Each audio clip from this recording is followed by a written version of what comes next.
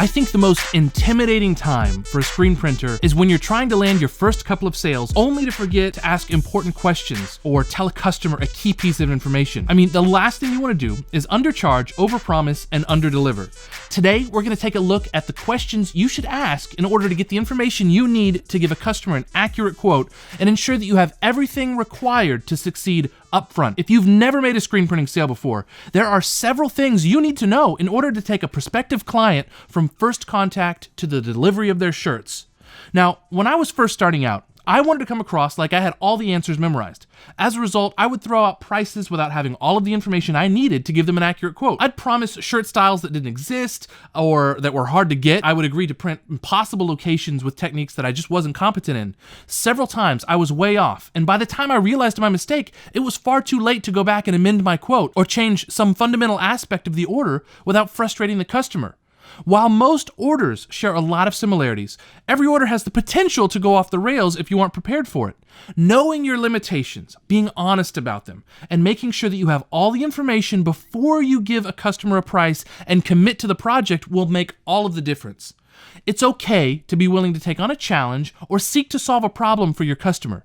Just be sure that you're upfront about it and that you have the time to look for a solution without putting yourself or the customer in a bind if something goes wrong. Go into every interaction looking for insight into your customer's price range, the intended use, and what that means for the entire decoration process. For instance, a customer looking to resell retail quality shirts may want higher end blanks than a customer who is just picking up a bunch of shirts to hand out to entrants at a charity run. It's your job to pick up on the obvious and subtle cues in order to make suggestions that line up with what the customer needs and with what their budget is. So, let's go over the bullet point steps that you should know in order to convert a prospect into a happy repeat customer. Step 1 is to like and subscribe and comment on the video below. I mean, that's just a given, right? If you want ongoing support, though, from other helpful people in the industry, our Discord channel is a great place to learn and grow. Link in the description. In all seriousness, though, the first step is to gather enough information to give the customer a quote. While gathering information, you don't have to ask for the details in a specific order. Just make sure that you go over all the questions in the course of conversation.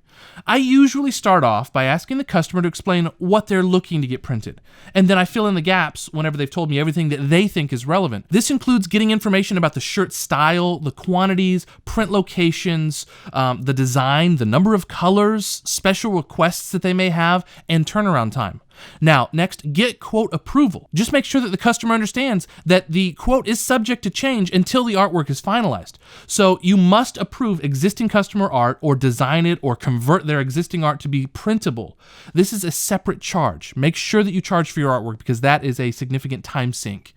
Once you get final quote approval, collect a deposit. Finalize the turnaround time and delivery date. Print the shirts, correct any mistakes before you deliver them, and then make sure you deliver on time. When you go to deliver the shirts, or whenever the customer comes to pick them up, or whenever you plan on shipping them out, collect the balance before the customer takes ownership of those shirts. That's a big one. Making sure you take a deposit is going to save you from getting yourself into a cash-starved bind. That's a lot to juggle your first time around. So let's go back through it and break down each step more thoroughly. First, we need to gather information.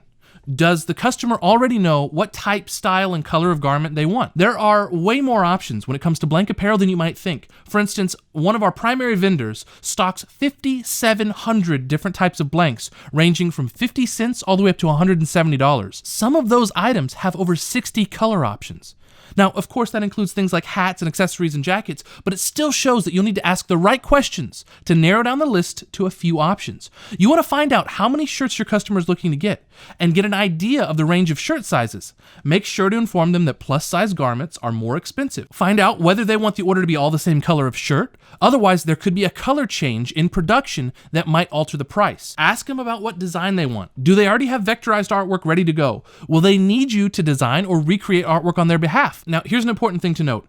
A customer may tell you that their artwork is print ready, but only you can determine if the artwork actually is ready to print. So while it helps to ask a customer, let them know that there may be an art charge to prepare their graphics for print. Make sure that they want the same design on all the shirts that they ordered too. Some customers assume that because they're ordering 100 shirts at once, they should receive a discount for a 100 shirt order. In reality, if they're ordering 100 shirts with 4 completely different designs, you're really running 4 different jobs.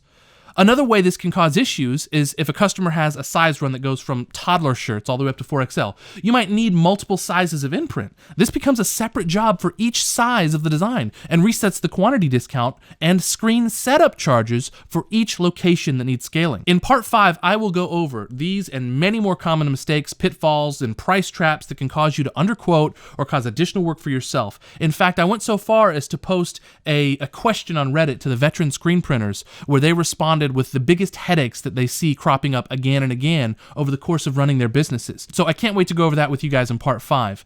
But that said, it's never fun to have to give a customer a price only to find out that you quoted it incorrectly. At that point, then you either have to go back and ask them to pay more money because you misquoted, or you eat that difference to save face. Now, when discussing design, count the colors carefully. Add an extra white layer for an underbase and a few cents for a flash. In fact, I used to charge 15 cents per flash whenever I had an infrared flash dryer because a shirt would have to sit under the unit for several seconds per color, taking up production time. So in the case of a multicolor design where I was printing the white layer 2 times and then moving on to the colors, I would charge for the white flash white. So that would be between 15 and 30 cents for the first 2 flashes. And then I wouldn't charge for the flashes in between colors just because I didn't move my flash dryer. That said, clarify the locations for each design. Does the customer want a sleeve, a front print, a back print, relabeling the tags, etc.? I've experienced customers who mixed up the number of colors and locations. In fact, I even had one customer tell me that they had a 3-color shirt.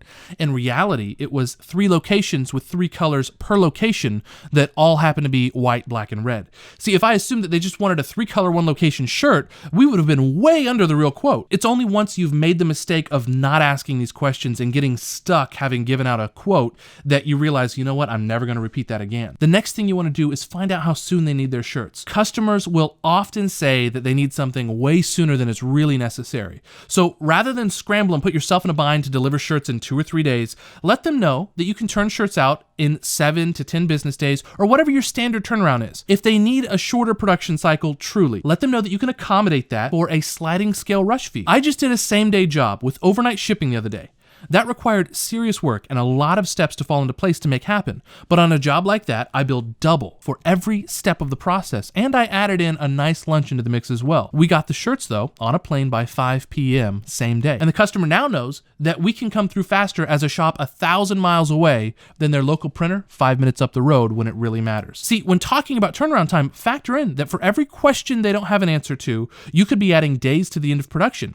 So if you ask a customer, what are the sizes that you need? I don't know, I have to ask somebody. What is the artwork you want to run with? I'm not sure, I have to talk to my artist. What style of shirt do you want? I don't know, we have to collaborate on that. Every time they have to go back and come back with an answer, that's going to be adding to the end of your production time. So if they need a shirt 3, 4, 5 days from now and they don't get you an answer to all of the necessary questions until 2 days before, that is not your problem. In fact, in a live stream, I spoke about this where I explained I stopped promising that I could have a shirt in hand by, say, the 21st when it's the 7th. Because I realized if I tell somebody it's the 21st and I take ownership of that situation, the onus is on me to make sure that I deliver on time. When in reality, what I should have said and what I've started saying since it came back to bite us is I can have these in 7 to 10 business days as long as you provide us the correct artwork and commit to X number of shirts and deliver deposit. Once all of these conditions are met, then we'll be able to move forward, and that's when the delivery date starts. And I'll tell you, every time we budge, it seems like it comes back to bite us.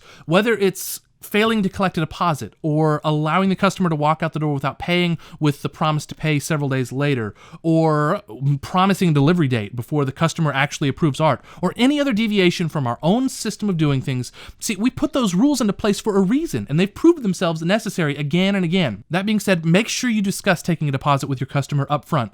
Over the years, I started taking a 50% deposit. Now we're moving to a prepay system for most of our clients that are under a certain invoice threshold. I suggest taking no less than a 50% deposit at the very least in order to cover all of the costs associated with actually completing a job. Then you can look forward to the bulk of your profit the same day you deliver. I believe this incentivizes both you and the customer, and it helps you establish the habit of actually following through on jobs in a timely fashion. It's always worth asking a customer if they have a budget for their shirts, if they received quotes from other vendors. See, the worst they can do is not give you an answer, or give you a lowball number. But if somebody comes back and says, oh yeah, I got quotes from multiple vendors, and they give you a lowball number, don't play into that. Stick to your guns and quote it properly. Once you've collected all the details from a customer, let them know that you'll get back to them in a few minutes to an hour with a quote. That way you have a chance, especially in your first few sales, to gather your thoughts and price the job out correctly. If a customer tells you they have a budget or you want to give them a few options, you can quote them on like a good, better, best set of options for the job. And then as you become more experienced, you'll be able to ask more attuned questions while having an idea of what the final price should look like. For instance, if a customer tells you they need to be under $10, but your quote comes back at $14 per shirt, rather than cut your price or panic, explain to them why the job as quoted costs what it does. If the customer is actually a good egg and they're just inexperienced or unaware of the costs associated with the shirt as you quoted it, typically offering a solution like simplifying their design, reducing the number of locations, stepping down in the shirt blank quality, or increasing their quantity in order to hit their ideal cost per shirt might be viable options for them. But if after giving a prospect the options to reduce their cost per shirt, they're being stubborn and they want you to drop your price while maintaining all of the extra value, it's safe to say that you're dealing with a difficult prospect and they're a non-buyer. What they're doing is they're looking for a great deal from a hungry or desperate printer. Now, while this is relatively rare, I've come across enough of these types of prospects over the years to be on the lookout. The key is that you want to treat everybody, though, like they have the best intentions until they make it clear that they don't. Otherwise, you fall into the category of like the salty old screen printers that treat everybody really poorly and they end up with a bad name. Deliver a quote both via email and then immediately follow it up by hopping on the phone. See, by jumping on the phone, you can expedite the decision-making process and usually close the sale on the second call. I know it's uncomfortable, but getting on the phone allows you to clarify your quote, discuss solutions if your quote falls a little outside their budget, and then you can sort out the details when a customer might have otherwise become confused. Before you take the deposit and finalize the quote, you want to make sure that the artwork, sizes, and other details should be completely finalized. Don't finalize a quote and take a deposit without first making sure that the art you're quoting is the art you'll be using. Because what could happen is you commit to do a job with 2 colors and the customer comes back and they want a red, white, and blue American flag with a brown bald eagle, and then they're shocked whenever your price goes up by $3 and you have 4 more screens at $30 a piece. Make sure that you have all your ducks in a row before you finalize, because for whatever reason, when a customer's paid what they believe to be a 50% deposit, they are very hesitant to come up in price. And it's just better to make sure that everything's ready to roll whenever you take that first bit of money. Once you've cleared the deposit though, print the job, make sure that you have everything right. I mean, check, double check, make sure you didn't leave any ink smudges on the shirt, clean everything up. Whenever you're ready, make sure you're taking that money on delivery. Congratulations. I mean, if you watch this video in order to walk yourself through a sale, comment down below with some of the details so that we can all celebrate together, because this really is one of the toughest steps to getting started. Getting comfortable dealing with the interactions with customers, getting yourself walked through the sale process, and getting comfortable collecting all of that information before feeling rushed into giving somebody a quote is a very tough transition, especially for creative types that tend to gravitate towards screen printing initially. If you got value out of this tutorial, the cheapest way to give back is to like the video, subscribe to the channel. The content keeps getting better. If you've seen the first 3 videos, you can tell that we've changed studios, we've improved our audio, and the channel keeps growing. Also, if you want to dig in and connect with our community, I urge you to do so on Discord. The link is in the description, and I will see you in the next one.